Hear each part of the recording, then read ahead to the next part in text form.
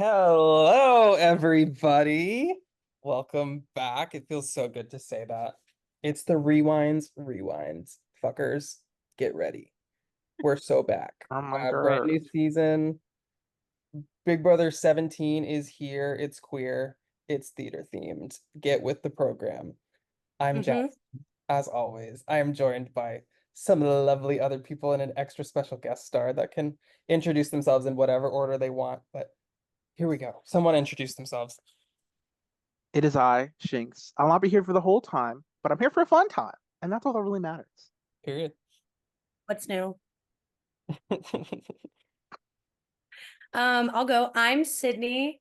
No longer our resident female minority hire because we now have two females, two femoids on the hosting team. Oh God. But yeah, Hello, I am Alex. I am the other female diversity hire. So we have doubled our quota, which is very exciting.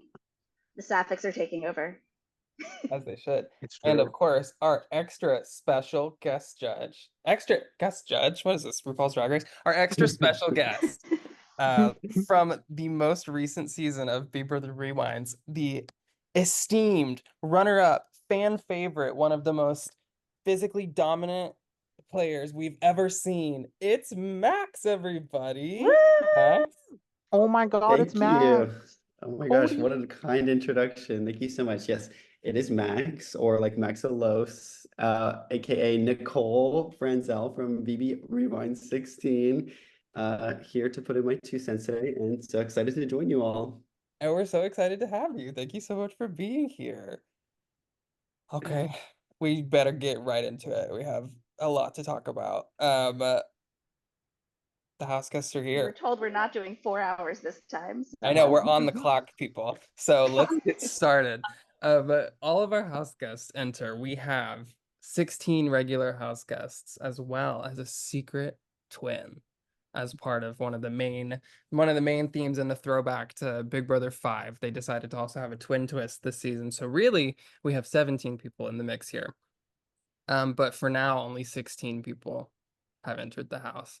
I love Big Brother 17. It's one of my favorite seasons of like the show, and far and away one of like, the best seasons of recent, like 10 seasons probably.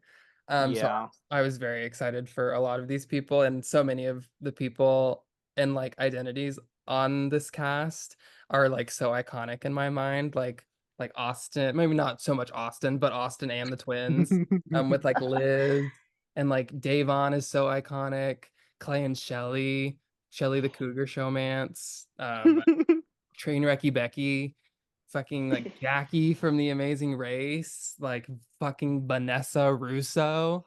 There's just queen. so many absolutely iconic people that were on this cast, and I'm just so excited to see like what stupid shit these people that are now playing as these iconic people do. It's big shoes to fill, honestly. Absolutely.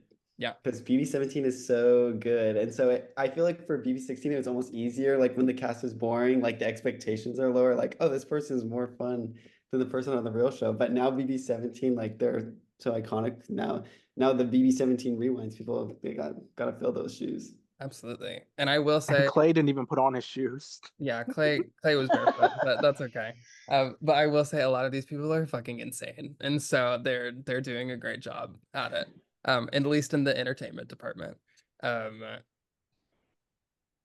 Yeah, I want to say one of the first things that Jace, which we will talk about how fucking crazy Jace is just in general. But one of the first things that Jace says in public in house chat is that he doesn't like Big Brother or The Amazing Race, and that Survivor is the elite reality show. And multiple people are like, what the fuck, Jace? Like, we're playing a Big Brother org. I know Clay specifically says that he literally wants to target Jace because of this comment. So. God, I'm so scared of Clay. What's he gonna do? literally. Yeah. So yeah, everyone is kind of overwhelmed by that night one, like especially in Big Brother. Like at least it's not split up into like groups and Survivor. It's a little bit more manageable, but that night one Big Brother DMs hit different. It's so stressful, and just being bombarded by DM after DM from everybody. It can be a lot. So let alone for the head of household competition, which is happening night one, they are split into two different teams and announced that it's kind of like auditions week. They're auditioning for their spot in the Big Brother Rewind's house, as per the whole theater theme of the whole season and Broadway of it all. And two of the most iconic groups in like Broadway theater history are the Sharks and the Jets from West Side Story. So that's naturally the groups that they are put into for this. Just a quick rundown on the Sharks. We have Audrey, Austin, James, Jason, Liz, Meg, Shelly, and Vanessa. And then on the Jets, we have Becky, Clay, Davon, Jace, Jackie, Jeff, John. There's so many fucking J names. And Steve are put on the Jets. And it's basically a trivia competition, and whoever gets it right first gets to eliminate someone from the other team. So pretty straightforward. And oh, I will say another one of the twists that there aren't after like the halfway point on this season, it's really like normal Big Brother and there aren't any twists, but it is kind of Thank heavy God twist for that. in the very beginning because they did the stupid get ready for a takeover. That lasted like 3 weeks, and then Rob Gronkowski killed it, and they never did it again. But yeah, so it is kind of a lot. But a part of the twist for this first week was the fast forward that was brought on from Phil Kogan on The Amazing Race, and we just had Jeff and Jackie enter as like normal house guests and didn't make some like big thing about it, just because there wasn't really a point to. But we did keep the fast forward. So basically, on the show, two people from each group sat out and they got immunity. But we thought that was kind of boring. So we changed it to whoever is the first eliminated from each team got the immunity. That way we can kind of throw in a little bit more strategy and have it be a little bit more interesting than just, oh, I'll sit out. And because like everyone would sit out if they knew that they automatically get immunity if they did. So we changed it to that, and I'm glad we did. And then also, after the competition is over, those two people who have immunity get to select one other person from their team to also have immunity. So there'll be 4 people immune just right off the bat, from the HOH competition. And then with the 2 HOHs, because fan favorite Battle of the Block is back, for this season as well, there'll be 6 people immune really right off the bat from the jump. Potential for 9 with the HOH and Yeah. the veto. And the veto winner could save something. It's a nightmare. I don't know what Gardner was thinking, but I was gonna say no one that's ever simply does. wild behavior on her part. 9 people safe out of 16 in week 1 is absurd. Yeah, I'd expect nothing left from that woman. So Of course, true. of She course. is crazy. But yeah, the HOH gets underway, and I think this was the first sign that perhaps we don't have the most literate group of people in this it's cast. pretty dire this season. A lot I of mean, them, it's always not great, but this season seems especially awful. yeah. No, it really this season seems special in the illiteracy department. Is this the sign of like the young kids, like no one can read and like they're all iPad kids? Maybe Yeah, I think so. so. Yeah, We're in that maybe generation maybe now. Gen Alpha has like invaded Big Brother Rewinds, and they just literally don't know how to read. Well, now we don't cast anyone above the age of 10. So Yeah. We're making this an 18 and up org after this season. But I'd be fine with that. We call Sydney a horse fucker on a regular basis. I We think do. that's true. hey, obviously we don't cast 10-year-old. That was a joke. I'm sorry for anyone listening. We don't cast literal children. We have some morals and ethics. You never like- know. There are some people that are straight honestly, up we're like gonna find an 12. org player born in 2014 and I'm gonna cry. It's gonna happen. We're Yeah. almost there. When we do like when we're on like Rewinds 24 or something, and there's a 12-year-old playing that was I'm born gonna cry. I'm in gonna cry. 2014. Yeah, exactly. It'll be great. We'll all feel so young and good about ourselves. But yeah. So there are some people that do pick up on, hey, if I'm one of the first 4 people for these questions and I can't be eliminated, I can't get immunity. Some people pick up on that. Most people don't. Meg is one of the people that does and actively does want the immunity. So is Shelly, but Shelly is one of those people that doesn't quite put two and two together, and she's one of the first four to answer correctly. And then she goes, "Oh, I really wanted that immunity. That's too bad." Queen. But eventually, who was the first? I have it in the scores on here. The first, I believe it was Becky on one side. Yeah, so Austin was the first, and gets to eliminate for the Sharks, and Becky was the first for the Jets and gets to eliminate for them. We do give them until the next question. So there was questions every 30 minutes. So we give them until the next question to make their decision. And obviously this is a pretty big one, because you can basically kind of like get a free ally out of this by gifting someone immunity if you do it right. So they take pretty much the whole time for the first question. But Austin ends up eliminating John after they talk. John does say in his diary room though, he's like, is Austin really about to give me immunity after I barely talked to him and did the bare minimum? And I don't know. I Well- read those DMs. He's not wrong. I was like, this wasn't real. Like, there wasn't a lot of back and forth. And then suddenly Austin's like, hey, man, you want immunity? Okay, Yeah. sure. Like, what it are you gonna was be like? kind of wild. No. So there, yeah, so Austin gives a perfectly fine with getting immunity John to John. And then Becky kind of is going through a few people. There are people that are like, I really want immunity, and they're able to get immunity because they weren't the first like four to answer. But people just straight up don't go and talk to Becky for some reason. But then they're like, oh, but how am I going to get immunity? I really Meg want in it. particular was like, I want immunity so bad, and just didn't broach the subject with Becky once. At And I was all. like, girl, Literally talking to Becky, but doesn't bring about up immunity Lord at knows all. what. Yeah. It was a mess. Yeah, turns out she was playing the long game with it, and she gets what she wants eventually, but not this. But so I believe Liz and Vanessa are the two people that straight up are like, yo, give me immunity. I want it, please.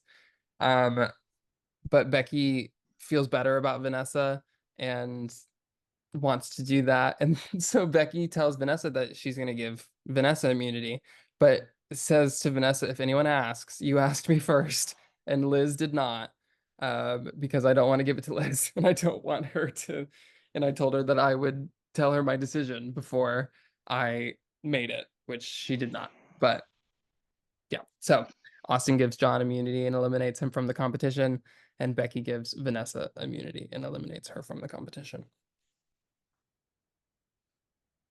So John and Vanessa will be the ones making the decision for the second round of immunities, coming later. After that, it largely kind of just goes whatever. Meg and Jeff actually both end up eliminating for the next two rounds, being the first ones to get it. And in the first round, Jace was safe through being one of the first four to answer. And so Meg was like, fuck, I really wanted to eliminate Jace. God damn it. And for whatever reason, Meg just really, but Iconic. yeah, but somehow in between the first round and the 30 minutes to the second round, Meg has done like a complete 180 on Jace. And Meg's like, actually, no, I like Jace now. He's cool. So whatever Jace did, it worked. And Meg instead eliminates Steve because who likes Steve? Not a lot of people, Not unfortunately. me. Yeah, Actually, especially not Yeah. Sydney. And then Shelly basically just volunteers. She's like, I have to go to bed soon. And like, I didn't get immunity, and that's what I wanted out of this anyways. So you can just eliminate me, Jeff. And Jeff is like, okay, cool. Thanks for volunteering. I'll take it. Meg and Jeff win round 3 as well. And Meg eliminates Clay. And then Jeff eliminates James. I believe if I remember correctly, James basically volunteered saying that music theater is not his thing, and he's probably not going to get these right anyways. So you can just eliminate me. So people are kind of lining up for Jeff to eliminate them. And then Meg I don't fully remember if there was a concrete reason for Meg eliminating Clay. I think Clay was just kind of seemed neutral on the whole subject. So, round 4, someone else finally came in. Audrey won for the Sharks, and then Davon won for the Jets. Davon decides to cut Jason because he makes her uncomfortable. So that's great. It's quite a feat to be able to make someone feel uncomfortable enough to get eliminated from HOH 2 hours into the game. And then Audrey eliminates Jeff because he's been winning the last 2 competitions. He won the last 2 rounds, and she's like, I want to win this HOH and make a big move, so I'm eliminating Jeff. Let's see. And then Audrey wins the next one as well. But Jace wins a round for the Jets for that side for round 5. So Becky was also someone that was doing rather well in the competition. So Audrey decides to eliminate Becky because, again, she wants to win and she wants to make a big flashy move. Cycle 1, night 1 of the game. We cast Audrey very She's a correctly. queen for that. Yeah. She really did. And then Meg, by this point, has decided that she's going to get immunity from Vanessa. So she doesn't want to win HOH. So she basically tells Jace that it's okay if Jace eliminates her. So Jace takes her up on that, and Jace eliminates Meg. There's only 4 people left at this point. This is the like penultimate round. So it's down to Liz and Jackie, who end up winning for their teams on this one. And then it's actually, sorry, there's 6 people left for this one. So Liz and Jackie end up winning and getting to eliminate. Jackie eliminates Audrey after she's been going on her little streak. And then Liz, honestly, I was shocked that she hadn't gotten eliminated by this point herself because she was kind of like non-existent. And also, Liz was just not doing ping. anything. Yeah, she kept forgetting to ping. And then she was like, I guess I'm too slow. But like she really wasn't. She probably would have gotten a fair amount of them if she had actually pinged with her answer. She was fast. She was first a lot of times. Yeah, she was pretty fast. So Liz finally puts 2 and 2 together that she should probably be pinging for these questions, and then eliminates Jace. So that brings us down to the top 4 in the competition, which was Austin, Jackie, Davon, and Liz. Liz, after eliminating Jace, I guess she got what she wanted out of the competition by eliminating him because she was like, okay, I'm gonna throw now. I don't really want to win this HOH anyways, but at least I got a question right. That That's was fun. real, to be honest. Yeah. And then Jackie, I also thought was going to throw because while this whole competition was happening, Jackie was kind of like buttering up John to be like, hey, give me that immunity. And John was buying it, like he was gonna do it probably. Jackie was basically the only person that was telling him or talking to him about it. So I thought that Jackie was gonna throw today and get the immunity from John because I would much rather just be immune than be first HOH. But she gets it first and she was like in very quickly, and Jackie becomes the first HOH of the season. And Austin is not too far behind her. So our first 2 HOHs are Jackie and Austin for the season. Woo. Let's go. Not so much for Austin. He's kind of but not the person playing Austin, but just Austin in general. But Queen Jackie, we love that. And then now the competition is wrapped, we have to have the decision for the +1 immunities as well. So John and Vanessa have the choice. It has to be someone from their own team. So it is a little bit more limited. But John's main person that he was going to give it to was going to be Jackie. So he kind of doesn't really know what to do now. So he kind of goes and talks to people that will talk to him about it. But he ends up landing on Becky. Because I believe, if my memory serves me correctly, he was between Jace and Becky. And he initially thought that Jace's conversation with him was a bit more like natural and more organic from it, as opposed to Becky, who 3 hours into the game is already coming off as like a paranoid game bot somehow. So that's a feat. Good for her. But Becky eventually talks him into it. And so John gives his immunity to Becky. And then there are a couple people. Vanessa is largely between Audrey and Meg for hers. But she ends up going with Meg because I think she just liked Meg more off the bat. She really liked Audrey too, but Audrey was already being kind of a little crazy, honestly. Like there's no other way to really say it. So Vanessa gives Meg the immunity. So we have our 4 immune people. And Meg, despite playing the long game, she got what she wanted. And she got her immunity. I would wager to say it wasn't exactly how she wanted to do it or intentional, but she got it. So She manifested that. Good for her. exactly. Yeah, so that was the first night. A lot going on in the first night. Already have 2 HOHs crowned, but it was exciting. A lot of character moments already. Like I can already think like Jackie had a bunch of really funny moments night 1, Audrey with her craziness, Jace with his craziness. Clay had, I feel like Clay and Jace kind of had like inverse journeys Oh yeah. like the beginning of this game, Yeah. because like That's Clay, true. yeah, Clay came on right away and everyone was like, oh, Clay is super fun. I like Clay, and then he just completely vanishes and everyone was like, what the fuck? Meanwhile, Jace isn't super on for a lot of like while the HOH is happening and like the first night or so. And people are like, oh, well, I don't know about Jace. Like Jace is going to be the first boot again. And then he comes on and like wins everybody over with his like shenanigans and how like bubbly and fun he is. So that was something I thought was interesting. But yeah. I feel like I'm talking so much. Someone else, please talk. Personally, I hate gay people. Oh my So- god. Right. We're not editing Feel this out, that. by the way, Sydney. That's staying I'm in. gay. I can say that. Even Elle just possessed her body. Yeah, I'm not editing out your homophobia this year, Sydney. So you've been warned. I will say I did not think about that until you said it, because like Jace is such a power player now.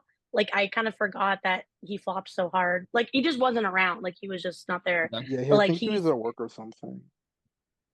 yeah. So yeah, it's like crazy. I just forgot about that because Jace is literally like a little spoiler, but I gave Jace number 2 in power rankings by the end of the cycle. Yep. So he really did, I mean, a full 180 on his game. You would not know that people were not fucking with him the first day at all. Yeah, and that like Well, 30 seconds into the game, people were like, oh, we're gonna evict Jace. No, literally, like I Clay forgot looked like his he ass had was on potential. flames. There Yeah. is Clay had something to 3 be winner said picks. about like not really being around at first, but then kind of coming in really strong, because Big Brother at like the first night is just so fucking overwhelming that you're not really retaining a lot anyway. So it is Mhm. kind of easier, especially like I feel it's if you're not active the first 2 days, you're fucked. But if you're active like on the second day or like the end of the first, you can really just make up for a lot of lost ground Absolutely. socially. Yeah. Okay, I want to say something that I forgot, but I was looking in the notes. And for the first probably 3 hours of the game, Liz had a profile picture that was 100% Julia. Like it wasn't even this. It was like Perfect. there's sometimes you can't tell them apart. That one you could tell them apart, and Liz just didn't, and it was really funny. And I told her about it on like days -1, and she just left it. And I was like, all right, well, So funny. we love Liz Yeah. here. They're face blind and illiterate. True. It just it really piles on top of itself. Just a couple things before we move on. I do see that Becky was immediately suspicious that Austin gave immunity to John because John really wasn't talking to a lot of other people. So she immediately kind of was like, oh, they have to be working together or something like that. Jeff randomly, like halfway through the HOH competition, said that he feels good about most people, but he just has a bad feeling about Meg. And that's all he leaves it at. He doesn't elaborate further. Period. But he just has a bad feeling about Meg. Yeah. So yeah, Jackie and Austin are heads of household. Jackie was first in Mhm. the final round, so she gets dibs on who gets to nominate first, and she chooses to go first. So Jackie will pick her 2 nominees, and those will be taken off the board for Austin, and then Austin will pick his 2 nominees. So that's kind of just like the order of operations. It was a fun first night. Oh, it absolutely was. Yeah. I forgot about this, but Jackie says that Jason gave her bad fantasy football advice after she asked. Oh, And so Jackie wants to nominate Jason because of that. why she's going to that twink for fantasy football advice is I beyond know. me. Jason I would think be the last we person I would probably ask about. we can use this to segue into the greatest alliance, and not just Rewind history, just Big Brother history as a whole. The Alliance. Yeah, of course. Oh Oh, yes, God. absolutely. Yeah. As So I was saying when I listed off the people that were placed on the teams, there's I believe 6 people with, or is it 7? It might be 7 was Julia in real life. Julia was a 7, but there's 6 people on this cast whose name starts with J. It's so annoying. And so with that knowledge, James decides on like day 2, bright and early, to make a fun little jokey joke. Because everyone always makes like an everyone but blank alliance or something. Yeah. So James just makes a alliance. And this was the first alliance of the season. And somebody forgot that the bot tells you by default that the alliances, they say who's requested by. And I was like, what? Because I typed them in alphabetical order. So it said Jace made it. And I was Because the like, bot goes by, if the host does it, the bot goes by the first person in the list as the type. creator. And I was like, Jace was very confused. He was like, "What is this? I didn't think make this." yeah, Nah. Jace was the first person to be like, "Who the fuck made this?" And it says requested by Jace. I'm like, he's like, "What?" And I'm like, "No, Jace." He was did." like, I'm like, "I'm being framed, please." It just He was wasn't- like was like- Angela during the deep fake HOH, like, no, I didn't. like that's that, was- not, yeah. that wasn't me. It was What? exactly To be like, yeah. look, someone made this alliance. It was not production. And because I fucked up, I can say that it was not Jace. The rest of you have fun. Yeah. And the alliance has been a recurring bit as we're still in week 2 right So now. funny. I love it. It'll probably happen in week 3 just by the odds of a person with a J name winning HOH and nominating 2 J's. It's very high. It's pretty high. So There's a lot of them. My other favorite, like, little running bit with that is that whenever someone within the alliance does wrong by someone else in the alliance, they lose their J. Yes. So yeah, we so had a little Aki for a spoiler bit, alert, which is great. Jackie Yeah. F. nominates 2 J's and becomes Aki. And spoiler alert for next week, Jeff wins HOH, does the same thing and becomes F. And Yeah. it's just so Very funny. Yeah. it's Really, very- that alliance so is just a dumb. shopping list for nominations. So really And I love it. Really. Big up I'm for here James for for it. giving us the first meme of the season. Yeah. and he, So- by the way, he called it like one of his little pranks in his diary room. Yeah. Which is cute. James was such like And they he still was don't know like he the- made it. They kind of just like said, "Fuck it, I don't care who made it anymore. We're just gonna roll with it." Yeah, So I he think got away with it, I too. think people assumed that like Jason made it because he was pretty largely inactive for a long Yeah, Mhm. John was like, "Why the fuck would I make an alliance with Jason?" And they were like, "No one." Their logic is no one would put Jason in an alliance, so Jason had to make the alliance. That's their thought process Yeah. behind it. Exactly. Yeah. So there's this alliance that gets made, and then Becky also wants to get an alliance together of the 4 immune people. So it would be Becky and Meg and Vanessa and John, because they kind of were working together or whatever anyways, by their decisions with the immunity. So Becky wants to get that together. And Jackie tells Austin in their HOH room that she's probably planning on nominating Jeff and Jason, 2 of her fellow Alliance members, betraying the alliance, of course. Naturally. And Austin says that he is looking at Steve and Clay for nominations. I would say Jeff was probably the most active out of those 4 people, but I guess just not specifically with Jackie on that. So that is just kind of bad luck on HOH with that. But all the other 3, I would say, were largely the 3 people that kind of like struggled night 1 to really have any meaningful connection with the other people in the house. So it made sense. And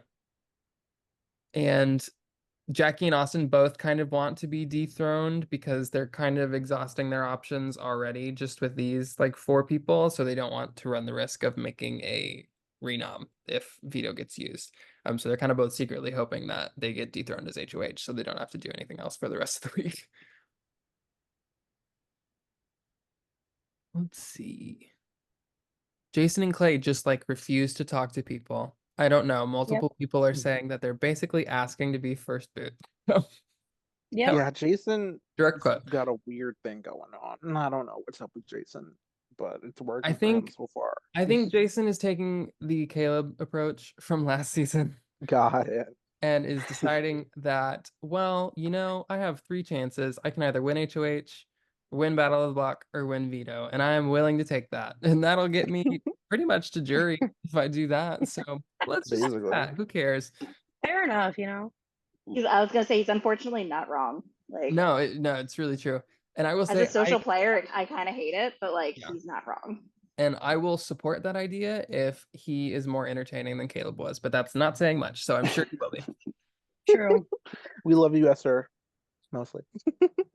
I remember when Jason was doing his questions in the beginning, and he was like, "Oh, I'm reading up on this Jason guy, and he's pretty toxic." And I was like, "He doesn't even know who Jason is." I think, Jason, I think is trying to be in character. Because I guess he's he's a Rewinds newbie. I can say that much. I didn't spoiler, and he doesn't get the whole alt vibe really. So he's basically trying to emulate Jason, and he's even being sassy with hosts and submissions. And we're just all right, buddy, calm down. Let's take a breather. Yeah. But yeah, I think Jason's already had more funny moments than Caleb had in total last season. So Agreed. yeah, Jackie and Austin just go ahead and lock their nominations. But I will say Austin is doing a far worse job than Jackie at making anyone feel comfortable about him being HOH. Yes.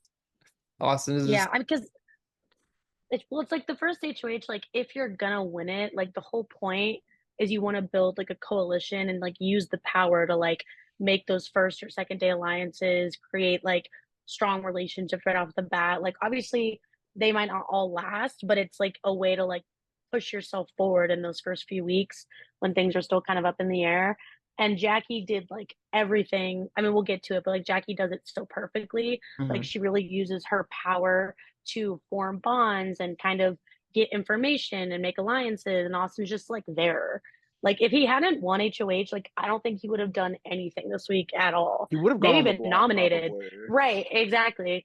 But it's he does happen to win. But you'll see he really fumbles the bag more than once, which is I guess it happens, but if you're a man, but whatever. Right. I will say it is impressive to get a middle of the road edit when you're HOH. It's how do you crazy. do that? and he's the real HOH. Again, spoiler, but Jackie gets dethroned. Austin is the actual HOH of the week, and he cut to it now. The Battle of the Block was pretty straightforward. Right, but yeah, it's Austin flop. I feel the main difference is I feel Jackie had people coming to her and was getting information from people and kind of using that leverage as HOH to get information and loyalty from people. And I feel Austin was either just not doing anything or was going to people with no base to be hey, do you want to be allies? And it's just, and they had no, and no one's gonna say no to being an ally with and not to the HOH either. But they're also, everyone is basically just be well, I guess I'll say yes, he's HOH, instead of being of course I want to work with them, they're the HOH. Yeah. And it's crazy. Oh, go ahead.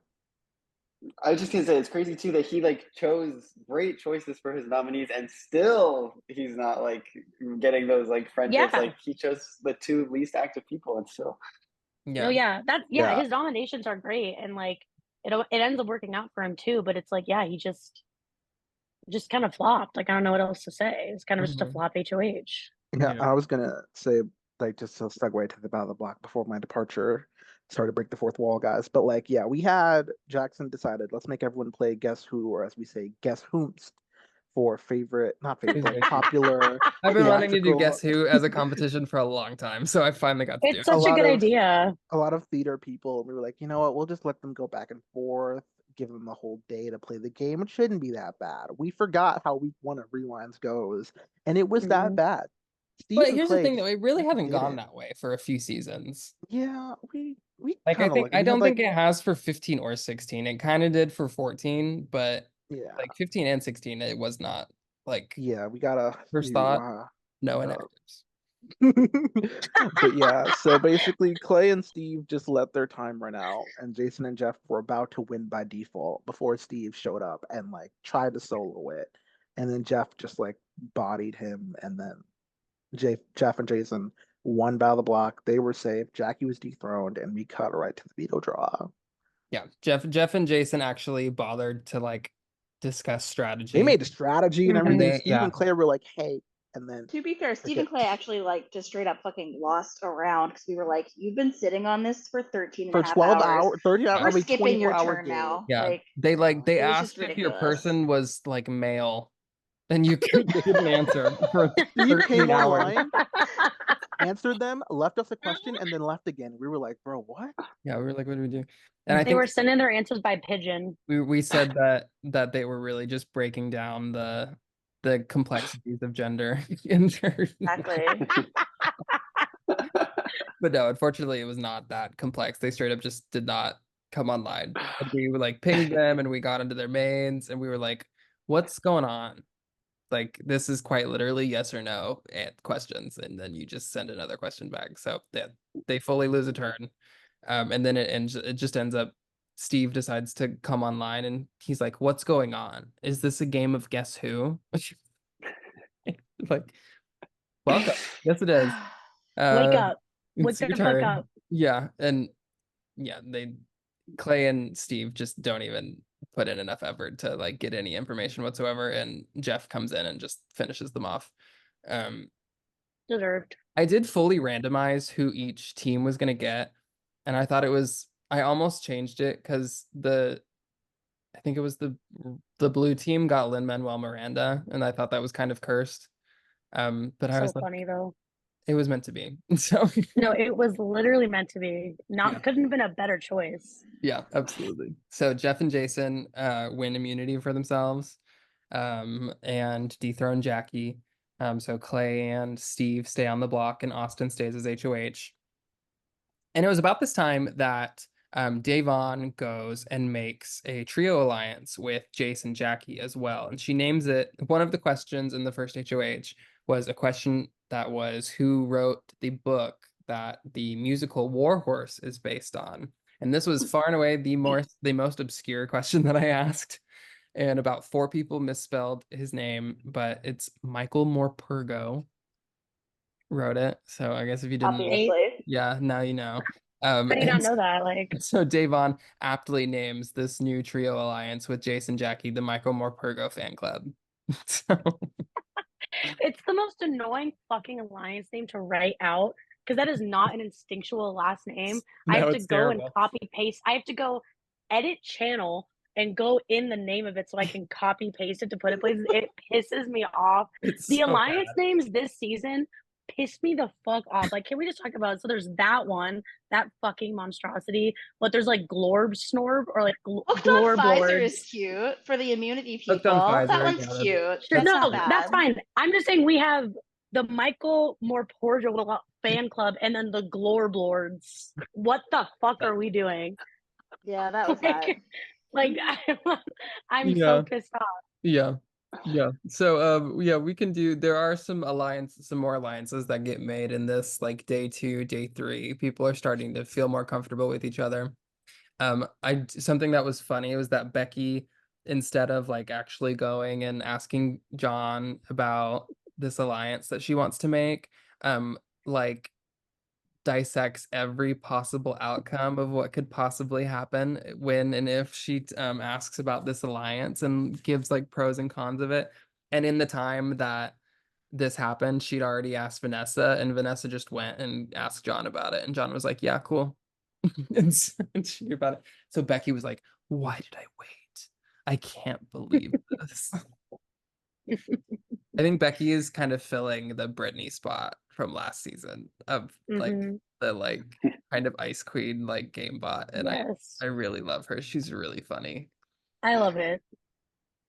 Let's see. Yes, and as Sydney mentioned, There's the what the fuck is it? It's That the used to be Glorb Snork or something, another Glorb Lords. I'm pretty sure it's Horrible based names. it's based on Simlish from The Sims. Yeah, I hate it. But yeah, so Davon and Jason Jackie, they all really like each other. And they're super vibing and they're all bouncing off of each other in the alliance chat. Yes. Jace is crazy and Davon and Jackie think it's hilarious. They're like, well, this is only 3 people. We should expand on this and like have us be the core of like a larger alliance. So they both really like Meg and Liz as well. And they kind of match that trios freak with their shenanigans and everything. So they add Meg and Liz to their 3 and make the 5 of the eventual Glorb Lords. And these 5 people are just fucking insane. They are. They're not so normal. they're so unhinged. But yes, and then also the alliance of all the immune people gets made with Becky and John and Meg and Vanessa as well. And they start like phonetically pronouncing things. So I just made it hooked on phonics.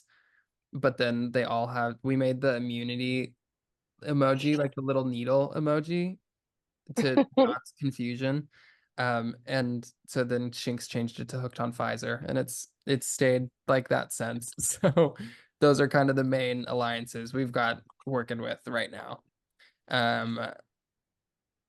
Becky is worried that she's doing too much and playing too hard too fast.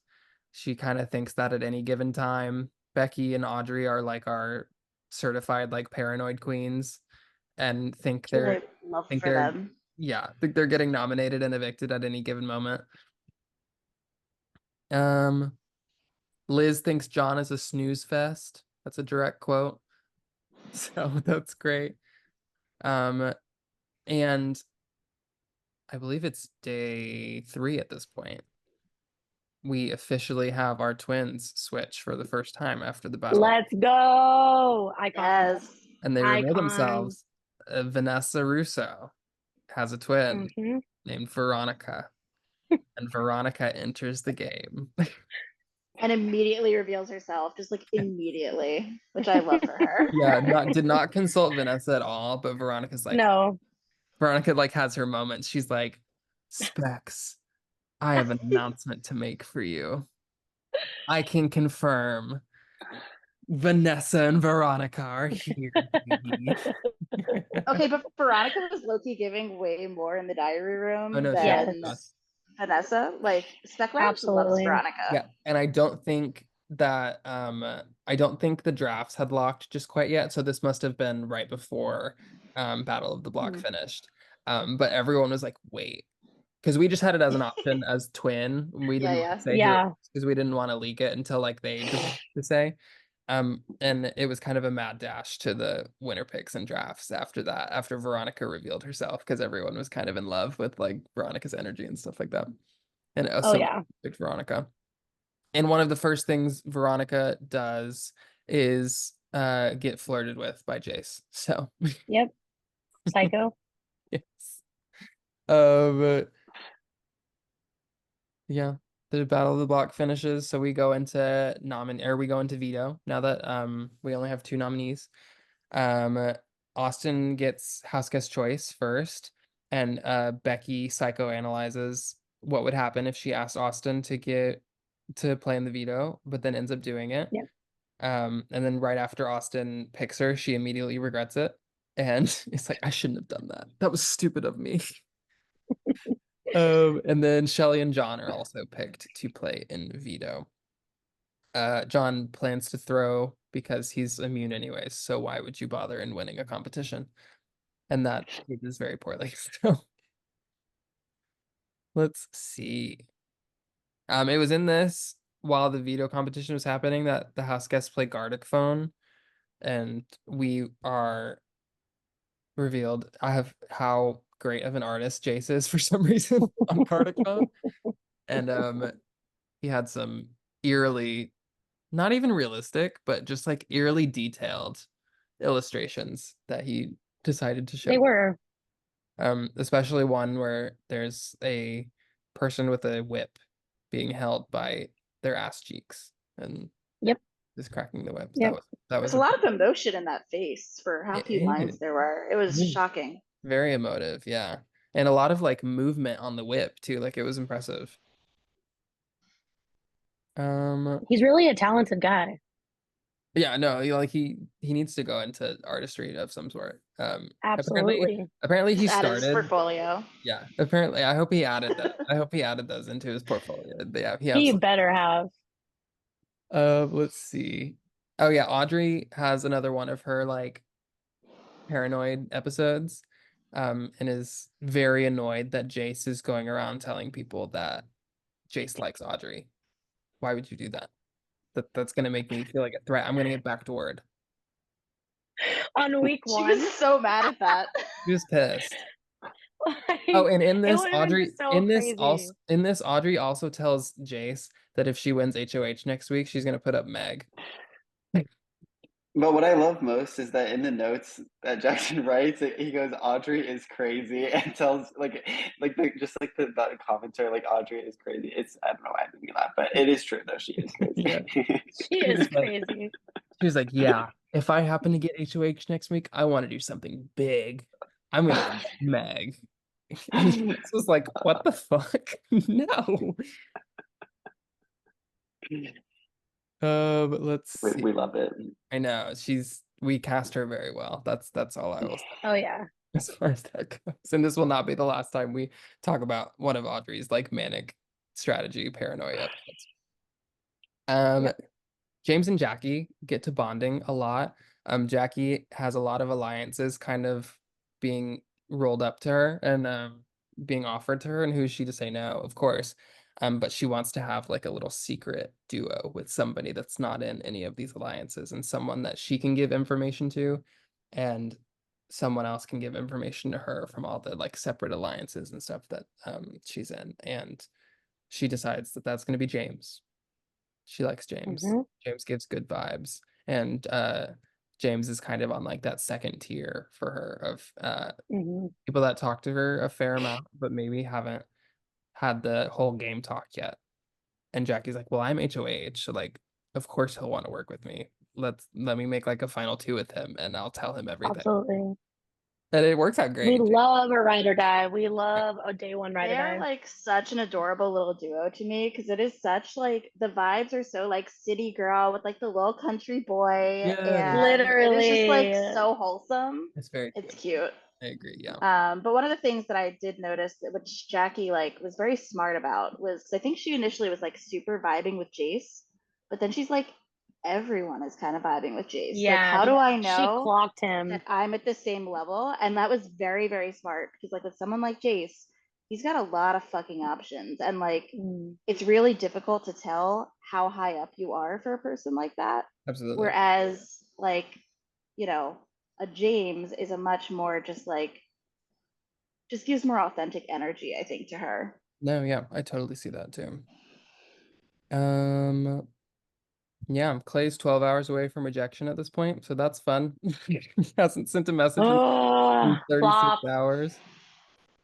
Crazy to me. And I went back like just a few minutes ago and was looking at the like rewind history because I didn't spectate the old seasons, and I was like, do expulsions happen a lot? And there was like a season streak, like it was like I don't remember, like 13 14 or like 12 13 14, where like 3 seasons in a row, like week 1 or 2 someone got expelled, and I was like, oh my god, I just couldn't believe it was like so common. I guess I don't know if those expulsions were all activity related, but I think most of them were. Because I know in like 6 or either like quits or like expulsions or whatever, there were quite a few. In 6 there was a quit. Yeah, it was an expulsion. It was like he was like, I'm sick as fuck. I can't do this no more.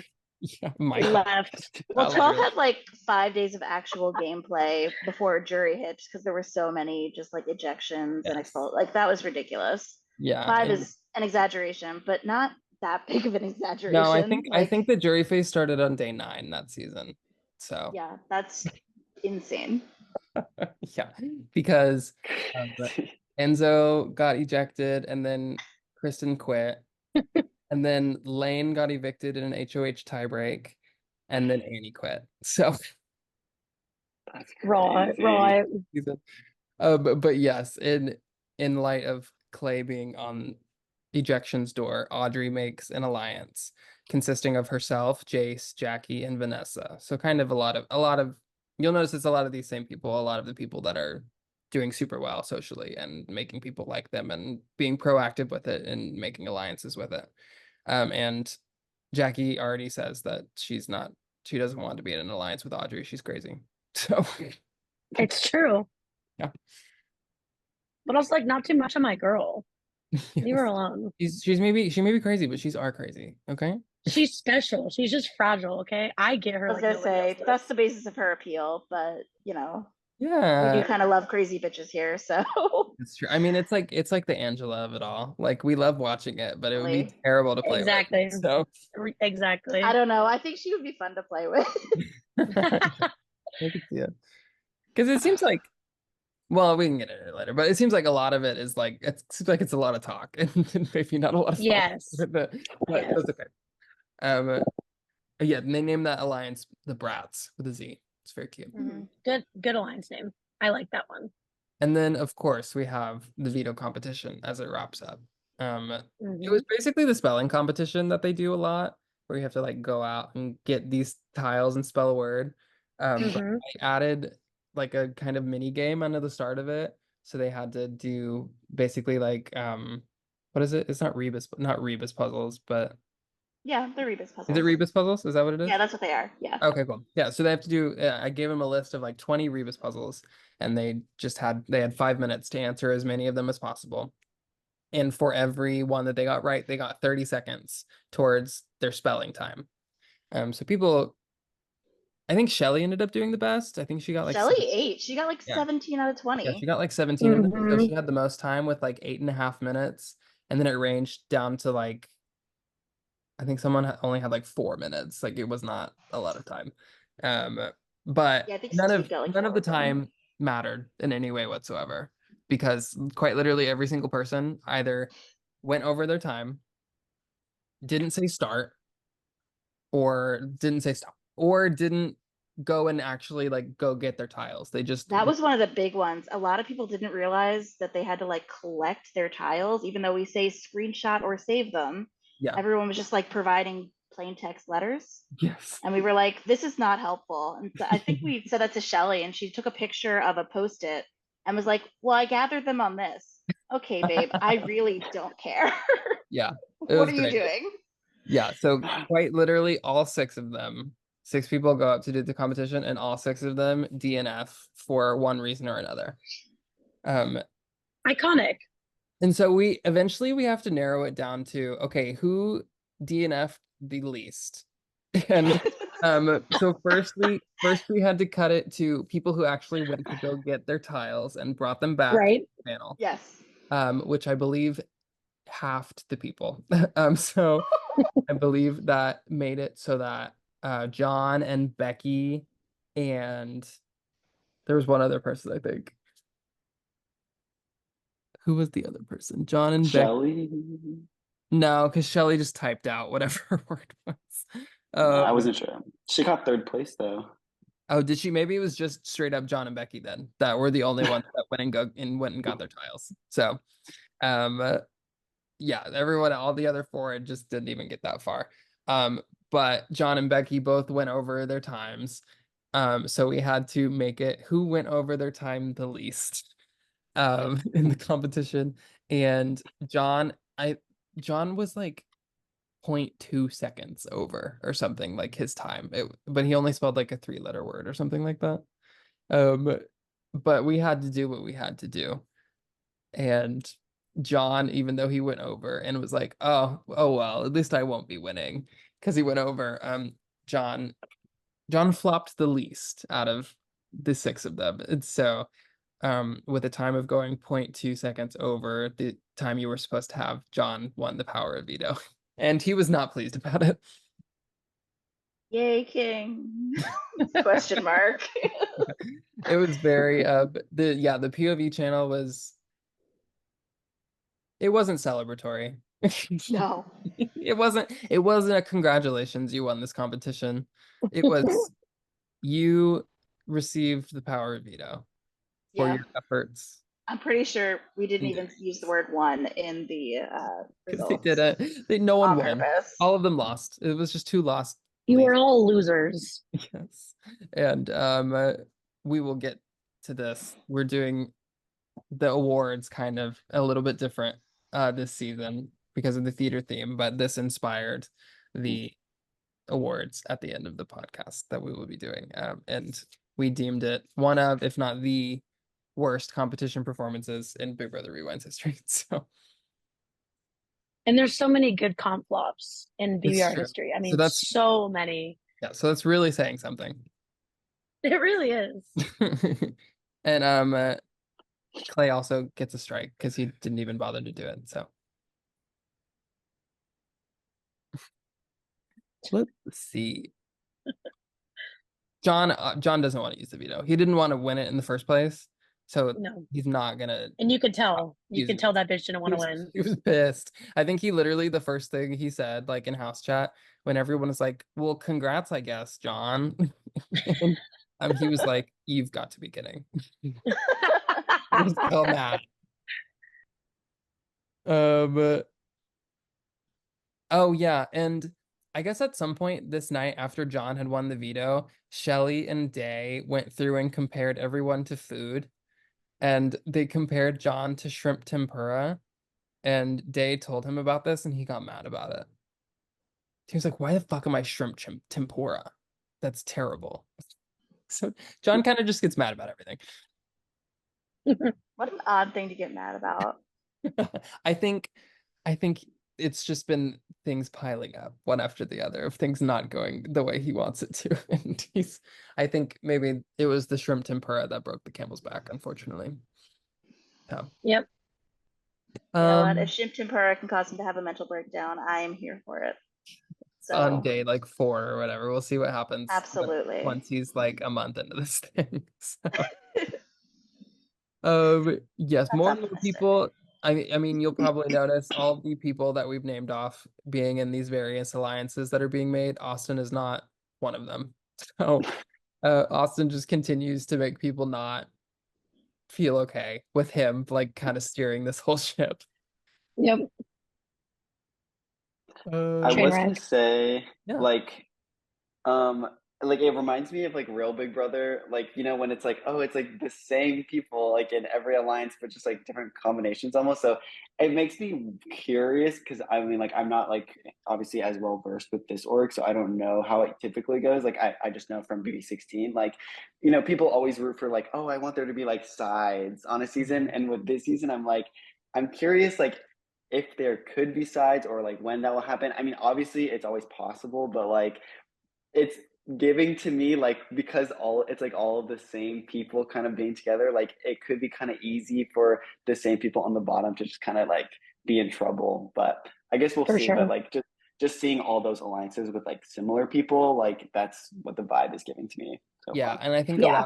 a lot of people are kind of like caught in a holding pattern right now because I think people are just assuming like, well, Clay is gonna get evicted, and I'm sure Steve will. And it's Mhm. probably Jason, and I think they're even like throwing Austin in it at this point too. Because They are. Yeah. it's just like, and they're kind of just like, we'll get our groups together and we'll like group up with the people that we like, but like we'll probably have like 3 or 4 weeks with these people getting evicted, so we don't really need to super worry about it right now. Yeah. Mhm. It's not even the worst strategy either. You know, No, like you kind it's of really want not. to use this time to really like reaffirm those bonds and like Mhm. use these super easy votes as your quote unquote like building trust with people Mhm. under like, you know, the easiest of circumstances. So Absolutely. But we're going on like day 4, day 5 almost now at this point. So Austin finally decides that, hey, maybe I should make an alliance since I'm head of household. And but his main person, he wants to link up with John because he gave John immunity in the HOH. So that's kind of the most he's working with right now. And so he goes to John and tries to ask like who John would want to work with, and they land on Jackie as well because Jackie's just like social butterfly queen. Everyone loves Jackie. So they do end up making a trio alliance with that, and Jackie hates it and doesn't want to work with either of them. It is It like is called the Phantoms, and she goes in her diary room. It's called the Phantoms because I'm gonna ghost you. Like, she's so mad about it. exactly. It's my everything. Yeah. And with James kind of being Jackie's like ride or die and the person that Jackie's decided to like ride it out with, Jackie's just continuously telling James like more and more information about what's happening, and like tells James about all the alliances that she's in and all these people that are making all these alliances, and tells him about this Austin and John one, and I'm pretty sure James thought that he was someone that was like on the closer end to Austin. One of the few people, not many people feel that way, but James was one of them. And so with Jackie telling James that, James was like, well, what the hell, Austin? Like I thought we were James had been like kind of losing some trust in Austin though too, because I think I remember that James was kind of trying to initiate game talk with Austin, like, "Hey man, who Mhm. do you feel good about?" And Austin's response was kind of just like, this is on like day 4 or 5, and he was like, "Oh, I feel good with pretty much everyone. Everyone's so nice. It's really hard to tell. Who do you feel good about?" And James is like, "What the fuck are you talking? What?" You're head of Like, household. exactly, you're head of household. This is this is a couple days into the game. It's not like Mhm. this is night one. Who do you vibe with? That's an acceptable answer night one. Yeah. That deep in, that's shady as hell, and my alarms would be ringing, and they Yeah. were for James too. So like, I think Mhm. hearing about this alliance as well just like really shot all trust that James had with Austin. Yes, for sure. With Jackie being dethroned as HOH and Jason and Jeff winning their safety, they are generous enough to give Jackie her J back. So she goes from Aki to back to Jackie. Thank God. So And beautiful. and all is well in the Jaliance. There's peace once again Yes. for another couple hours. Thank God. Yes. John does just go ahead and not use the veto. There's no point. Clay and Steve are like racing to see who can get ejected first at this point. So why would you even consider using veto on either of them? It's just not it. So he locks noms and immediately Clay vote, Clay vote, Clay vote, Clay vote. People just start voting for Clay right away. Because And I supported them. yeah, because I do think Steve had come on a little bit and like sent a few messages in like one-on-ones and stuff like that. I feel like if nothing else, the fact that he vaguely showed up as little as it was for the Battle of the Block made people want to keep him more than Clay. I That's true. did And see for some people go veto, like, yeah. yeah. Although there was like Jace being a fucking weirdo, being like, "No, Steve's a threat. He actually shows up for competitions. We Oh should my keep God. Clay." And I'm like, "What are you doing?" Yeah, Like, like what are you Dumb. talking about? Yeah. Dumb Steve shit. the massive threat because he will like be there is just the Not wildest of takes. just not DNF from not being there. I mean, yeah. I mean, I guess if the bar is like, do you have a strike for not doing a competition or not? That I guess, yeah, Steve's a threat. So We uh, actually had to like low key ward him a little bit about the production and strategy element because he yeah, was kind of towing that line real close he really by was. basically being like, if we get rid of Steve, Clay will just strike out anyway. Like he didn't say it, but he was saying it. Yeah, and So he was also like confused and kind of like annoyed that people weren't having the same mindset and people were kind of just like auto voting Clay and everything. But I don't think I think he maybe mentions it like once or twice to people, but people are like, meh, I'm just gonna vote out Clay. Yeah. yeah, he really Um, didn't push it too much. I think it was more just being incredulous in his diary room, like, what the fuck? No one's even going to discuss this? yeah, No. Literally. Like, what is there yeah. to discuss? And then the one person that does end up actually voting for Steve is Audrey, but she doesn't For tell the anyone. She doesn't for the discuss it with queenliest anyone. of reasons, I love it so much. She's like, you're not going to get a unanimous vote by not campaigning. Like, fuck that. That's ridiculous. She like And she she's like right. fight and vote She's so Steve. correct with that. Yeah, no, she absolutely is. Honestly, she ate with that. Yeah. But yeah, Clay, there's no like fanfare or really discussion about it in any way. Clay gets evicted by a vote of 12-1 over Steve. With Deserved. Audrey being the one vote for Steve because Steve doesn't deserve to stay unanimously. Gagged him. Yeah, gagged him for sure. And yeah, that largely ends the cycle. Not the most like wild premieres we've ever had in the world, but honestly, I'm okay with it. There was a lot of like big character, like funny moments and everything that we've had, and I think we have a lot of game players on our hands too. So I think if I'm it, optimistic about this season as far as like yeah, the nice balance of character versus like gameplay. I think absolutely. we're gonna get a nice little balance this season. I do too.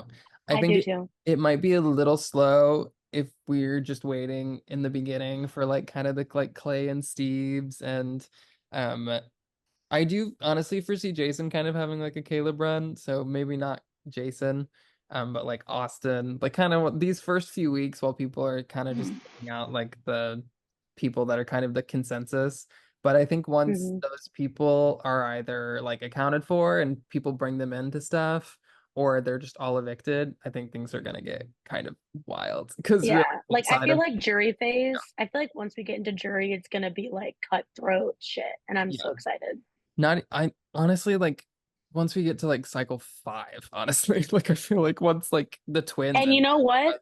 The twins better fucking enter, and that's why Jace is my Donnie this season because until the twins enter, I, he's an op to me. He's on my hit list. yeah, But then once the twins enter, I'm back on him. Like it's all good after that. yeah. Sydney, so a little peek behind the scenes, but we have one cycle that will be cut if the twins don't enter, just because it would be one less person. And Sydney worked very hard on those competitions for those cycle. So she is holding anyone that even sniffs at wanting Vanessa out at gunpoint. Literally, And like I can somehow. It's kind of like how when I'm driving, I can like subconsciously find cops. The minute someone starts like targeting the twins, I'm like, wait a minute, and it's like I can go right into their one-on-one. I'm like, oh wait, well, and yeah, I'm like just like trying to like psyop them like psychologically, like don't go you're after the trying twins. to Us like having to astral like project to remove them. the 7-day timeout that Sydney put on Jace's account, you know. Exactly. Yeah. Yeah, I'm removing him from the server. Yeah, because by God, those competitions are happening. They they are happening. Don't worry about that. And I will say what's so funny is like nobody has clocked the twins as being the twins. Like Mm-mm. all the reasons they have for wanting to go after the twins is just like they don't like the twins that much, which they think is one person. Or like, yeah, Jason's like, the twins are in a lot of alliances. It's like, bitch, so are you. Like, calm down. Yeah, Hypocrisy. let's pump the brakes a little bit. Yeah, I like think I think the only people I saw like legitimately discussing who the twins might be was James and Jackie, and they said they thought it might be Austin because Austin was kind of fine the first couple days, and then once he was like firmly HOH, he was like boring as fuck. So that's such a gag to be that's a gagged reason to think someone is the yeah, twins. but then no one's really talked about it since then, so I don't think people really Right. care. And I think they're playing pretty well. People seem to like that. I haven't seen a ton of people say like, "Oh, I want like the twins out," or like Vanessa. Like so, Yeah, yeah, Yeah. and hopefully, especially in this first cycle, they've done a great job at getting a lot yeah. of people to Yeah, like well, they them. got immunity, so they were Yeah, immune, which is great. That gave them like a really easy path in which to like not worry about anything, just kind of socialize. And yeah, like no one has clocked that at all that they're the twins, and like just overall, like most people like them, and a lot of people want to work with them. Like they're in a good spot, yeah, so they're absolutely. doing very well. I would honestly be kind of shocked if they didn't get to enter the game. Okay, well, don't jinx it. I'm I sorry. actually feel like because of their social positioning right now, I could see a situation where it kind of turns into like what actually happens on the show, where like, you know, even when someone finds out that they are the twins, it almost turns into like a benefit for them. Like, Mhm. ooh, I get a bonus ally out of it. Fantastic. I want to protect you Yeah, even more, Yeah. you know? And that yeah, that is something because we did give them the option to like you can reveal however much or however little you want. Like it's totally up to hmm you. We won't say anything. hmm So like the ball's in your court. And so far yeah, they haven't even like dipped a toe in like no. suggesting that they're twins to anybody. And I think Except for those like, yeah. sorry, go ahead. No, you go.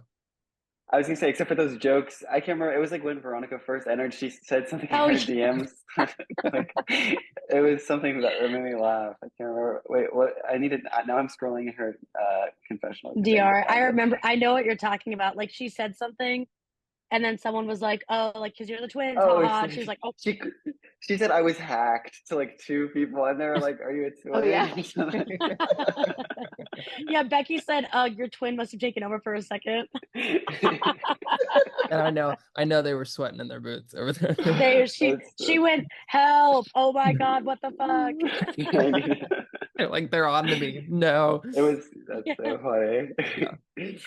But yeah, But oh yeah, sorry. No, you go ahead. I'm just gonna piggyback off of like what Alex said. Like, I almost wonder if it would be beneficial to them to reveal to someone, like you all were kind of saying, like, because if they don't say anything and then it gets to cycle 5 and it's like suddenly Vanessa and Veronica, like, will people be kind of like, oh, like I wish I had known before this, and like been kind of clued in and about wanting to work together. Like, if it could almost be beneficial for them to do that, like at some point, but maybe it's too early for them to jump into that. Maybe, yeah. I can almost see it being kind of like how the immunity was for the cycle, being like, okay, well, I'm gonna tell you this, and like if you help both of us get into the game, like we become 2 numbers for you, like instead of 1. Yeah. And they could absolutely use that to their advantage. Yeah. I wouldn't be surprised if they do, like as we gets closer to it happening. Especially if they find like a ride or die or like someone they really feel they can trust. Like that's also another way to like show someone you have like full trust in them and like really get them on your side, because that is like a really important piece of information. So they haven't seemed like interested in doing that yet, but it is very early. I mean, we have we're in cycle 2. Once cycle 2 is over, they have like essentially 4 more cycles or 3 or 4 more cycles where they have to survive. So there's still quite a bit to go, but I think an HOH would be a really good time for them to do that if they could win an HOH. Oh yeah, that would be good. That would be really good. And also, like, that's a great idea. I think that would be great for them to try win HOH and then use that time to really lock some stuff in. Because I do think they have people that they do like. I don't think they've quite honed in on like a one person specifically that they really like vibe and trust with. Yeah. But I think they're working on it, and I'm sure they'll get that person eventually. But yeah, that was by and large the first cycle.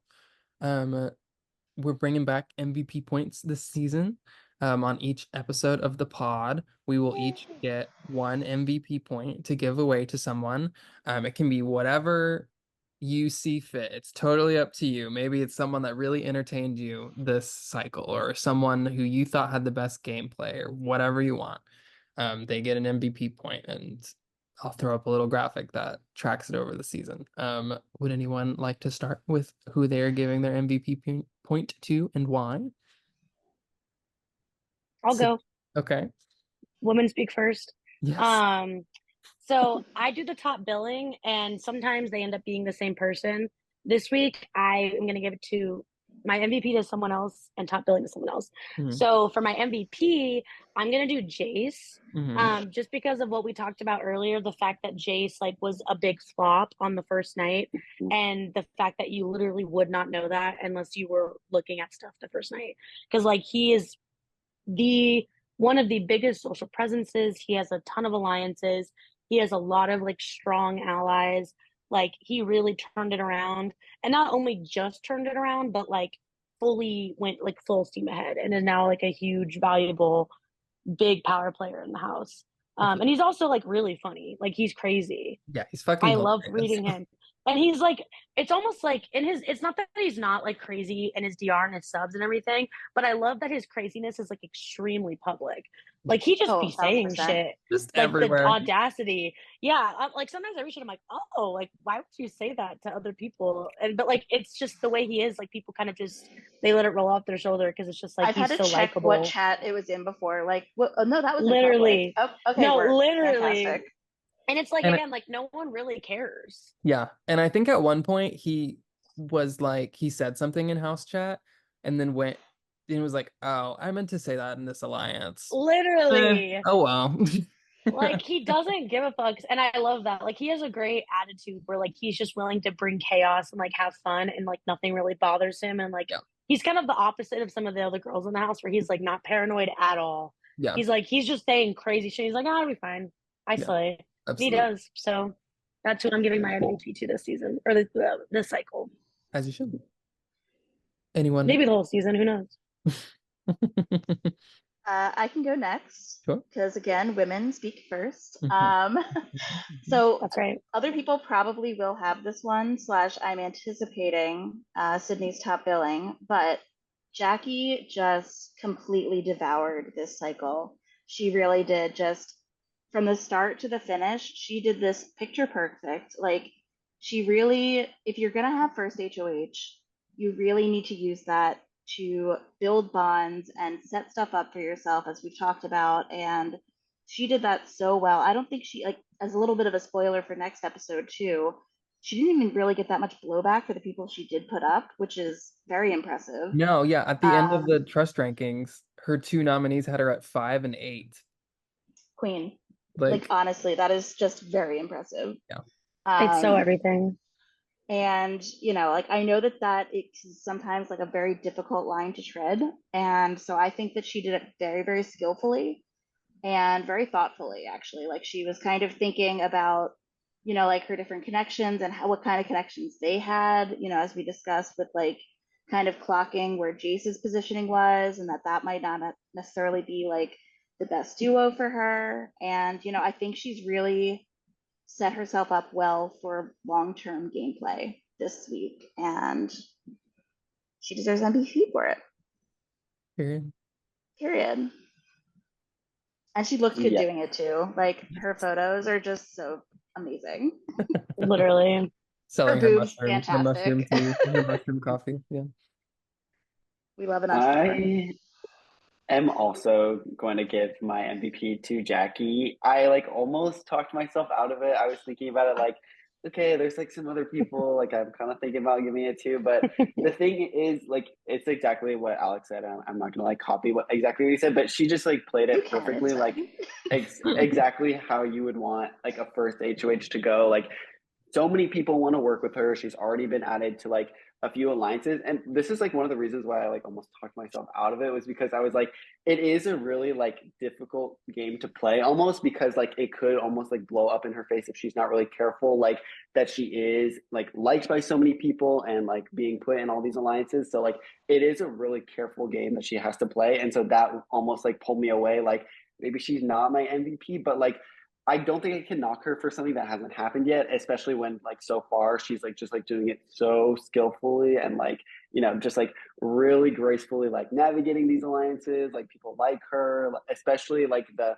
people who she nominated, not like distrusting her. Like that's crazy to me. Like if I was like nominated by someone, like you are going like straight to the end of my list. I don't care like who you are. So the fact that she like was able to like manage that, like I think that she has to be my MVP like for that alone. For sure. It was definitely between Jackie and Jace in my mind for this, and so I'm really glad that Sydney gave a point to Jace. Because if no one else gave a point to Jace, I was gonna give my point to Jace. But since Sydney did it, I'm gonna go ahead and give my point to Jackie as well. I think Jace and Jackie have a lot of the same things going on, but I think people are already catching on to Jace as to how fun and like electric his personality is, and maybe it's something to do with kind of how like big his mouth is and stuff like that. People are like, oh, Jace is kind of like with a lot of people right now, and that could be dangerous. I don't think people are doing that with Jackie already, and obviously it's still cycle 1, so the fact that it's already happening with Jace is kind of like but I would give Jackie the advantage over that just because of that. And like I said, it's crazy that she was first HOH and nominated 2 people, and then from her getting dethroned and to the end of the cycle, those people both had her in the top half of their trust rankings, if not number 5, where like Jeff had her. That's crazy. So I have to give mine to Jackie. But yeah. So yes, now that we've given away our MVP points, Sydney has the responsibility of giving one particular player this cycle the top billing of the week. If you listened last season, this is the trainer of the week slot. It's who Sydney deems had the best week overall, by either her metric, or sometimes she takes in what we say, sometimes she doesn't. But it's her world, and we're living in it when it comes to this. So Sydney, who are you giving the top billing of the week to for cycle 1? I'm so excited to start this again. I love the weeks where everyone tells me something else and I decide to do what I want. But this week is not that week. This week it's obvious who it is, and it is Jackie. Crown her. Snaps. Ooh.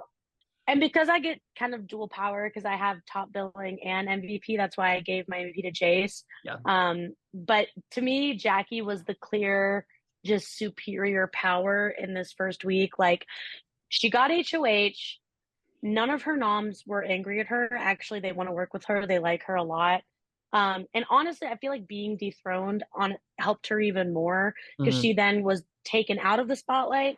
But when she had the spotlight and she had the power, she did everything correctly. She made the right alliances. She used her social leverage to get information, to make allies. And it helps that she's also just like very palatable. Like, she's very friendly. She's very easy to talk to.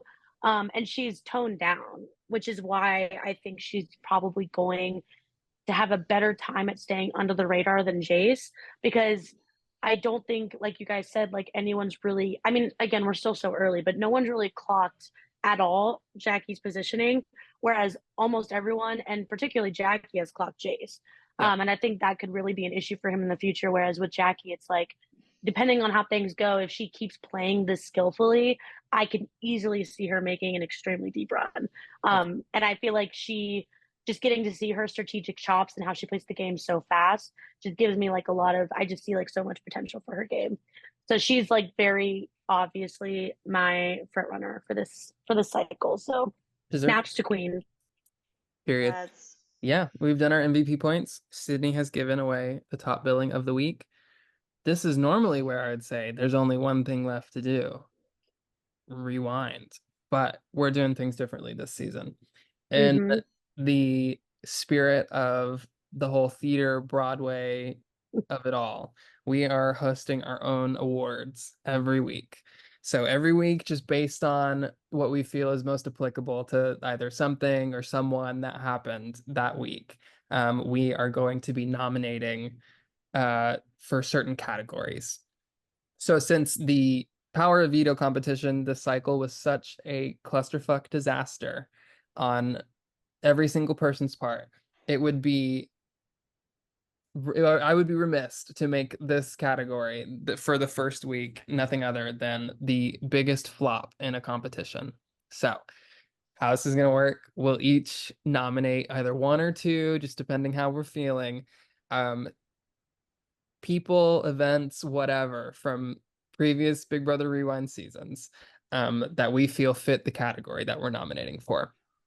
And that will be put into our nomination pool, and then I will put a poll along with all of the other fun little graphics and stuff that I do for the podcasts, and the spectators will vote of the nominees who they want to win the award, and we'll announce who the winner is on the next episode. So the nominees for biggest flop in a competition are, and since we're talking about this, I have to put in this six-way complete and utter failure of a Power of Veto competition on the cast of Big Brother Rewind 17. But I'll also throw in the ring.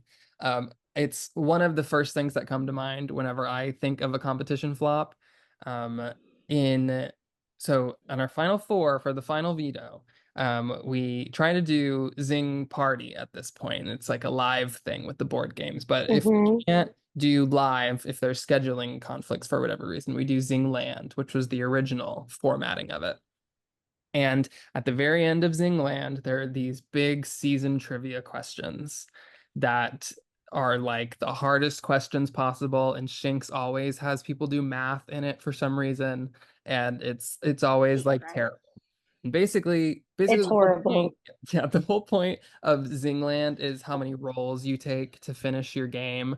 And so in the season trivia questions, for every 30 seconds that you take to answer the question, you get a roll added to your score. And then if you get a wrong answer, you get a roll added to your score.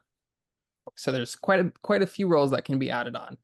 In Big Brother Rewinds 9, the one, the only, the woman, the myth, the legend, Aria, playing as Jen DeTurno, was in one of these infamous season questions. And I'm going to read it off. It was starting on I'm so day one excited. of this game. How many individuals were announced to be living in the Rewind's planetarium this season?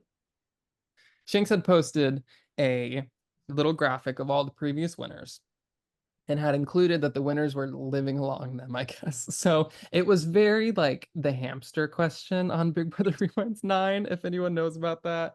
I think it was like a half reference to that. But Arya, being a logical person, just thought it was 16 because that's how many people were on the cast. And that was wrong. And so she goes, 17? And then Shinx goes, no, that's wrong again.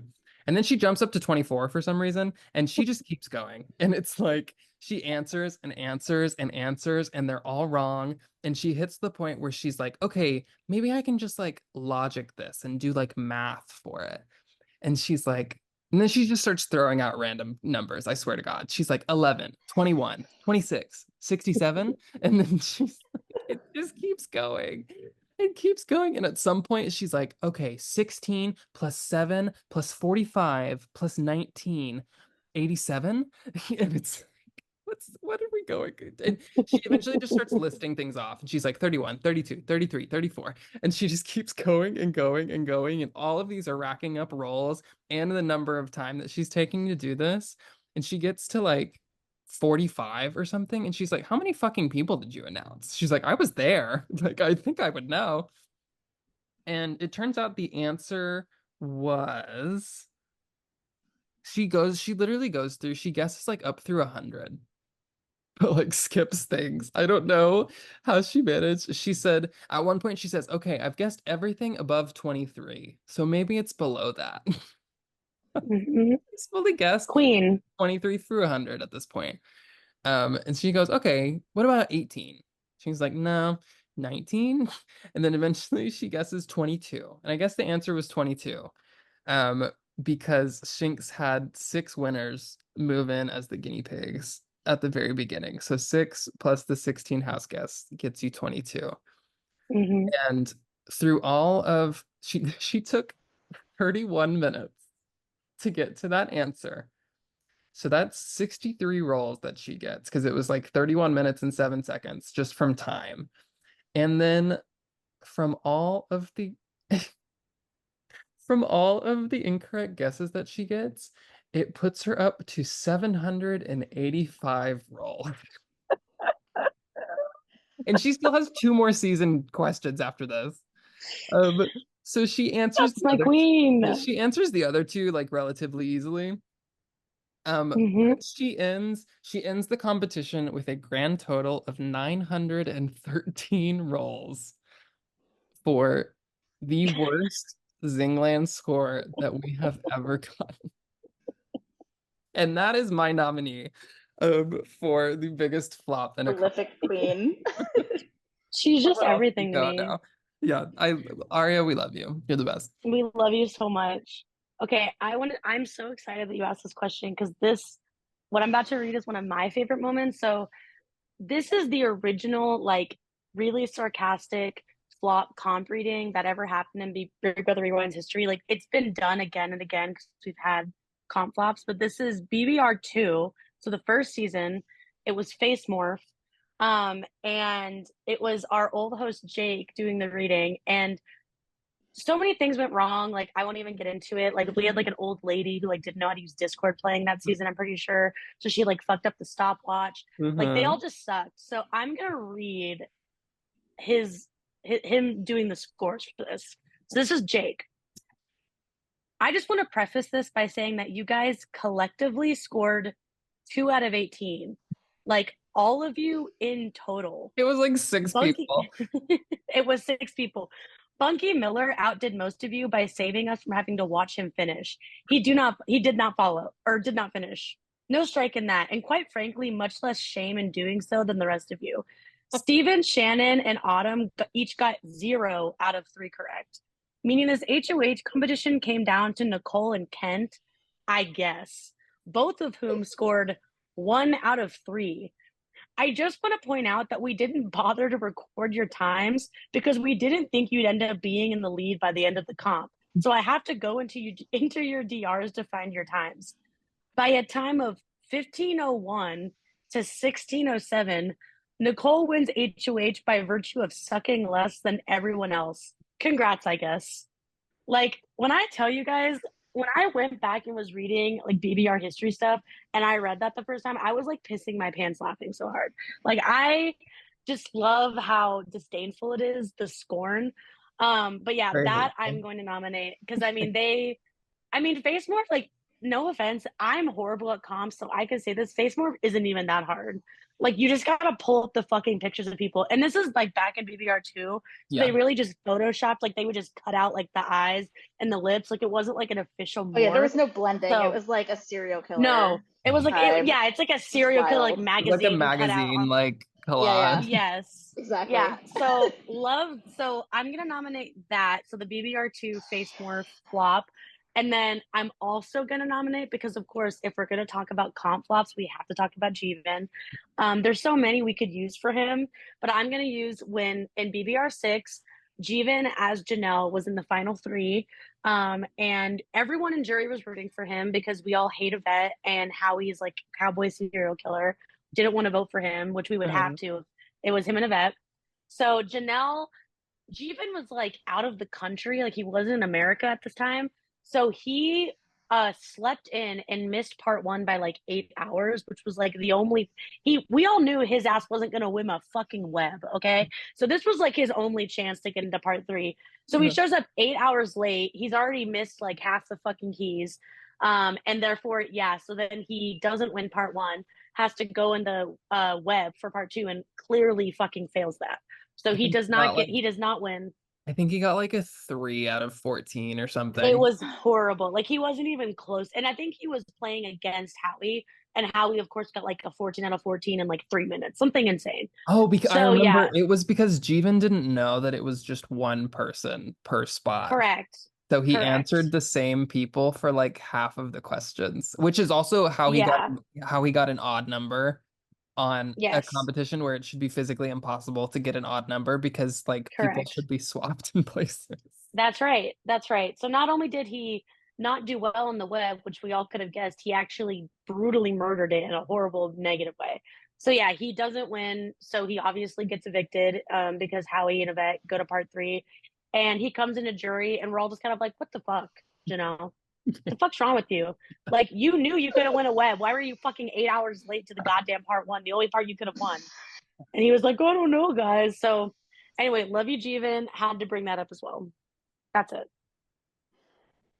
Both great nominees. Perfect. Thank you. I can go next. Sure. So Jackson had kind of covered an element of Zing Land, which was kind of the semi-live version. My nominee is going to be kind of just a grouping of Zing party flops, because there's always at least one. So I've been spectating since season 12. And since then, there's always someone who royally fucks up. And it's just always glorious to watch. In season 12, it was my wife, Mai. She took an edible for the very first time in her life for the POV in Final Four, after I just told her that that is the most important competition to win in arguably the game itself, like overall, you know. Sure. So she was like, oh, okay, great. By the way, can I have a gummy? So, you know, that went very well.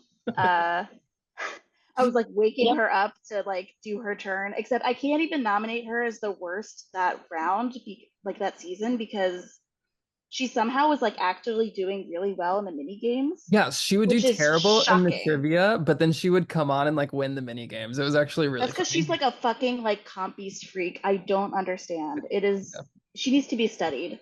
But yeah, so that was that. Our season 13, Lawan was basically like running it from his car and well into the negatives, and you know, I think he was having to like stop on the side of the road for mini games. I don't even know what he was doing at the time. By the way, that is the Jake who was berating everyone earlier. So shout out to Jake again. And then Icon. in season 15, there was me and Pikmin truly getting into a mid-off of just like Right? who can flop more. And that was really fun because both of us failed so much that arguably Shinx changed his entire endgame strategy because he's like, well, shit, Pikmin's not beating Isabel in any comps. Isabel also kind of sucks too, so maybe like Sombra can win. Shinx claims that this was not something that he decided just because of Zing Party, but that's what he told me, and so I'm really going to I can see it. I think it's funnier. I think it's funnier to assume Yeah. that he did. Absolutely. So we're gonna go with that. All great options. There's always fun to be had in Zing Party. Exactly. Do you have any It's a nominees? good time all around. The only one that I was going to mention, just because I'm so new, so I didn't spectate any seasons. I only participated in 16. Fake. And I know Shinx sort of, I'm I'm sorry. just kidding. I should've No, gone I'm back. totally kidding. No, after hearing you all's responses, I was like, there's so many funny times, but I should have gone back and read the history. I'm sure I could have found another funny moment. There's way too much. No. It's a lot. No. Right. You'll notice It's I only too spoke much. about things I was on or my wife was on. Like really, Yeah, very yeah. self-centered Okay. here. So you're Also, good. you had so many fun moments your season, so I'm excited to see what you're gonna pull out.